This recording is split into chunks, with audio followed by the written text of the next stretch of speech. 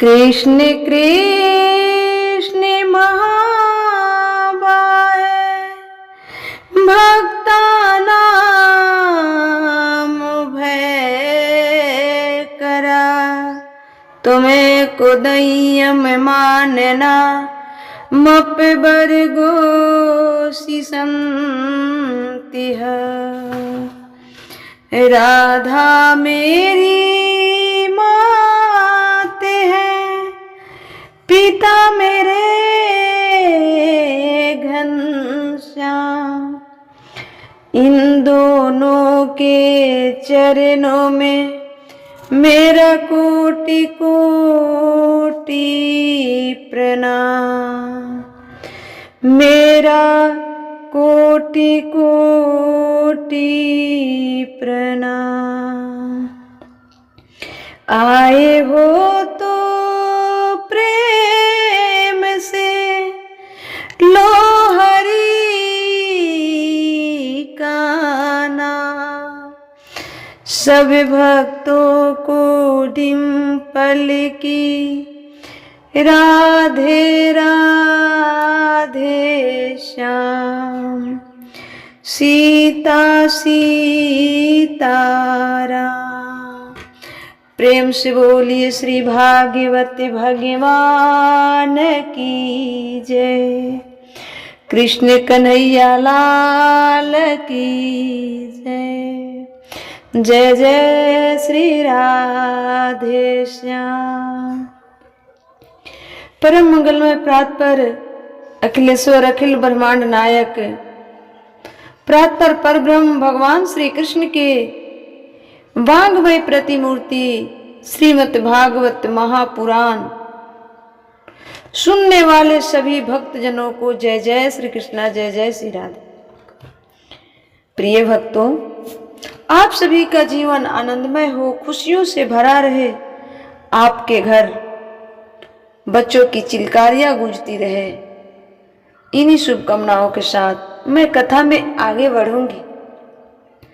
जैसा कि कल की कथा में आपने सुना कि जो चीज पास में होता है, जो व्यक्ति पास में होता है, तो उसकी कदर नहीं होती, वैल्यू नहीं करते हम। और जब हमसे दूर चली जाती है तब उसका महत्व पता होता है कि हमारे लिए कितना महत्वपूर्ण था, हमारे जिंदगी में इसका क्या रोल था, क्या भूमिका था। गोपियां जब भगवान श्री कृष्ण चल गए तो बहुत विरह में डूब गई। ऐसी स्थिति हो गई कि मरने युग हो गई थी गोपियां। परंतु मरने युग तो हो गई थी, परंतु भगवान को हमेशा, कन्हैया को हमेशा प्रसन्न देखना चाहती है, इसलिए मथुरा नहीं गई। तो जब तक जो चीज आपके पास है वैल्यू कीजिए, उसका वैल्यू कीजिए, नहीं तो एक ना एक दिन तो जाना ही है। उसी प्रकार जब आदमी अपने जनों के पास रहता है तब तक उसका कोई वैल्यू नहीं करता। सच्ची बता रहे हैं, वैल्यू नहीं होती। जब वो नहीं होते तब पता चलता कि उस व्यक्ति का वैल्यू, कीमत कितनी थी। इसलिए जब तक पास में है वैल्यू कीजिए। एक छोटा सा भजन मैं गाऊंगी।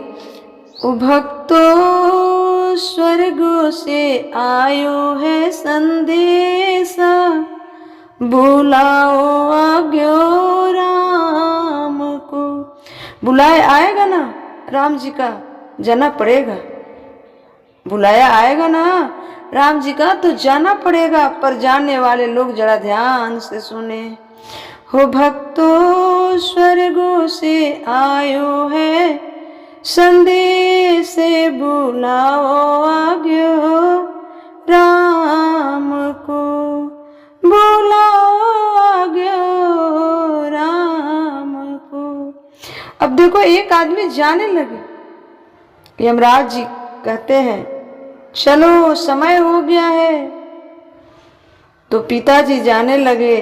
तो उन्होंने यमराज जी से कहा, यमराज जी हमें 1 मिनट का समय दे दो, 1 मिनट का समय दे दो। जब आप लोग मरने लगते हैं ना तब समय मांगते हैं, मरेंगे ना तब आप लोग भी 1 मिनट का समय जरूर मांगेंगे।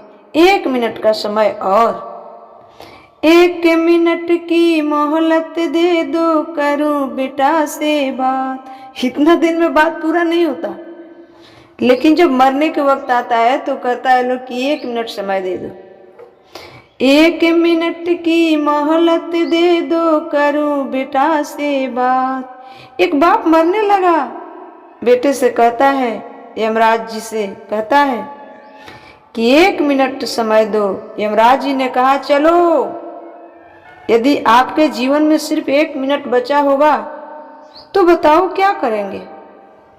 वो पिता अपने बेटे को कितना बढ़िया समझा रहे हैं।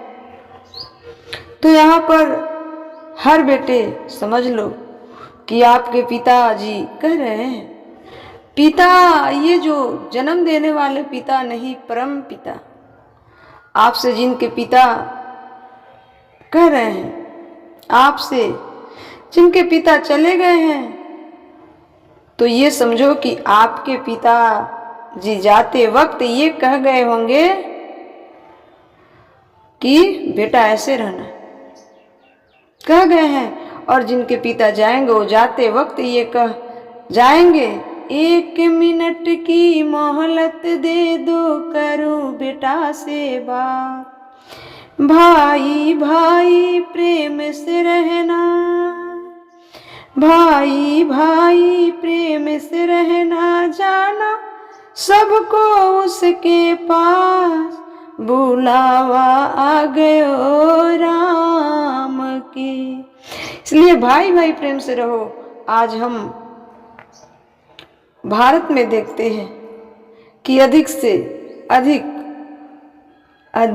अधिक जो कोर्ट में कचहरी में केस है ना, वो भाई भाई के केस ज्यादा है, आपस में भाई भाई में विवाद ज्यादा है।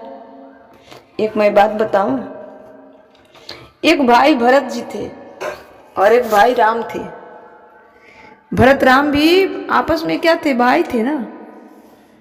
हर युगों से ये परंपरा चलती आई है कि एक भाई भाई से संपत्ति के लिए झगड़ा, संपत्ति बांटने के लिए झगड़ा, लेने के लिए झगड़ा हुआ है। लेकिन भरत जी और राम एक ऐसा भाई है जिनके बीच संपत्ति लेने के लिए नहीं, संपत्ति एक दूसरे को देने के लिए झगड़ा हुआ है, एक दूसरे के प्रति समर्पण करने के लिए झगड़ा हुआ है।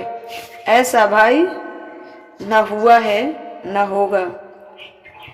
तो आज अधिकांश कोर्ट में जो केस है ना, भाई भाई में केस है। बड़ा भाई छोटा भाई का हड़प लिया, छोटा भाई बड़ा भाई का हड़प लिया, यही केस है। तो इसलिए हर पिता कह के जाते होंगे कि भाई भाई प्रेम से रहना, लेकिन उस पिता के वचन को निर्वाह कौन करता है, प्रवाह कौन करता है? प्रवाह नहीं करते हो तो यही होता है। लेकिन एक बात याद रखना, एक बात याद रखना कि दूसरे के हक मार कर खाने वाले कभी चैन से नहीं रह पाते। और छोट भाई का हिस्सा बड़े भाई खाएं तो और नहीं, ये सह नहीं सकता है ना, नहीं हो सकता है ये। तो आज सबसे ज़्यादा भारत में विवाद है तो भाई भाई कर रहे हैं।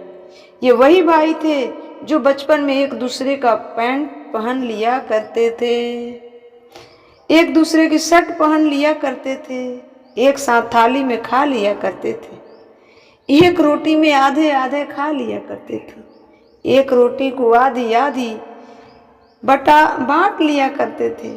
और आज इतने बड़े हो गए कि उसी भाई से लड़ते हैं, जिस भाई को कभी रोटी तोड़ कर दिया करता था। चल तू भी खा ले, क्या आपने भाई से लड़ना? क्या अपने भाई से लड़ना शोभनीय है? इसलिए हर पिता मरते वक्त ये कहते हैं कि 1 मिनट के मोहलत दे दो, करो बेटा से बात। भाई भाई प्रेम से रहना, जाना है सबको उसके पास जाना है। ये संपत्ति जो है वो आपका और किसी का है नहीं। आए हो क्या लेकर? कुछ लेकर आए थे क्या? शरीर में वस्त्र भी नहीं था, लेकिन जाने के वक्त तो वस्त्र भी मिल जाता है। वही ज्यादा है, वही ज्यादा है। तो जब आए कुछ लेकर नहीं, तो फिर कुछ लेकर कैसे जा सकते हो? कुछ लेकर नहीं जा सकते हो ना। इसलिए मत लड़ो, इसलिए मत लड़ो। एक वो भाई है राम और भरत, जो अपने भाई के लिए अयोध्या का सिंहासन छोड़कर आ गए चित्रकूट जंगल में।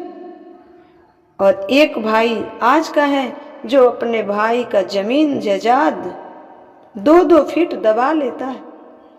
भाई की जमीनों पर कब्जा भाई कर रहा है। भाई ही भाई का दुश्मन बना पड़ा है। सोचो कि जब तू अपने भाई का ना हो सके तो तुम किसके होगे? भगवान पूछेंगे, क्यों रे तू अपने भाई का ना हो सका? वहां पर तुम्हें पूरी रामायण दिखाई जाएगी। भगवान के पास जाने पर पूरी रामायण दिखाई जाएगी कि देख मेरा भाई भरत का चरित्र दिखाएंगे तुम्हें। वहां भगवान ये करने भेजा था तुम्हें, भाई से लड़ने के लिए। कुछ भाई भाई ना आपस में बात नहीं करते, मुंह फुलाए घूमते हैं। ये बताओ मुझे, जब आपका भाई मरेगा तो उसके मरने में जाओगे कि नहीं? सवाल मेरा सीधा आपसे है। बताइए कि अपने मरे हुए भाई के मरने पे जाओगे? बड़ा भाई मरेगा, छोटा भाई मरेगा, उसके मरने पे जाओगे? हाँ या ना? जाओगे ना? तो तुम मरने पे ही जाओगे, जिंदा है तब नहीं जा रहे हो। मरने पे आंसू बहाओगे, जिंदा है तो बोल नहीं रहे हो। अरे जब तक आदमी जिंदा है तब तक जो करना है कर लो, प्यार मोहब्बत कर लो। मरने के बाद आंसू बहाने से क्या फायदा? उस फॉर्मेलिटी को निभाने से क्या फायदा? परमात्मा देख रहा है ना, परमात्मा देख रहा है। एक एक सेकंड का हिसाब लेगा और देगा। परमात्मा के जब कोड़े पड़ेंगे तब अकल ठिकाने लग जाएंगे। परमात्मा जब कोड़े मारेंगे ना, यमराज जी अकल ठिकाने लग जाएंगी। भाई जब जिंदा था तेरे सहारे की जरूरत थी, जब जिंदा था तो तेरे सहारे की जरूरत थी, सहारा दिया नहीं। मर गया तो आंसू टपकाने आ गए, मर गया तो आंसू टपकाने आ गए। क्यों आया है रोने? रोने वाले की क्या कमी थी? कमी भी थी तो तुम मत रो ना। किस नाते से रोगे? काहे लिए रोगे? जीते जी तो जीवन भर तुमने तकलीफ पहुंचाया, प्रताड़ित किया, और फिर मरने पे ये झूठी फॉर्मेलिटी निभाने से क्या लाभ? धिक्कार है ऐसे लोगों को जो जीते जी किसी को चैन से ना रहने दे और मरने पर झूठी आंसू बहाए। ऐसे लोगों को ये आंसू नहीं, ये आंसू नहीं, ये गंदा से गंदा जल है। आंसू तो ब्लड खून होता है। धिक्कार है ऐसे लोगों को। मत आ, जीते जी तो आया नहीं, जीते जी तो समझा नहीं, जीते जी तो माना नहीं, जीते जी अपने एटीट्यूड में घूमते फिरे कि मैं बड़ा हूं, मैं बड़ा हूं, मैं हड़प लूं, मैं ये कर दूं, मैं ऐसे परेशान कर दूं। और मरने के बाद कैसी आंसू? धिक्कार है ऐसे लोगों का, धिक्कार है। अब मरने के बाद शकल दिखाने आ गया, मत आ। इसलिए छोड़ दो कि भाई ने कभी हमें गाली दी, कभी सुने कुछ कह दिया, खत्म करो मामला। रात गई, बात गई। प्यार से रहो, अब रहो प्यार से। यदि प्यार से नहीं ही रहना है तो वैसे रहो कि मरने पर भी मत जाओ। जीते जी जब परेशान कर लेते हो तो मरने पे जाने की जरूरत क्या है? मरने पे भी हंसी, जश्न मनाओ ना, तुम खाओ ना खूब रसगुल्ले मिठाई, तुम्हें तो जश्न मनाना चाहिए, मरने पर आंसू बहाने वाले धिक्कार है ऐसे भाई।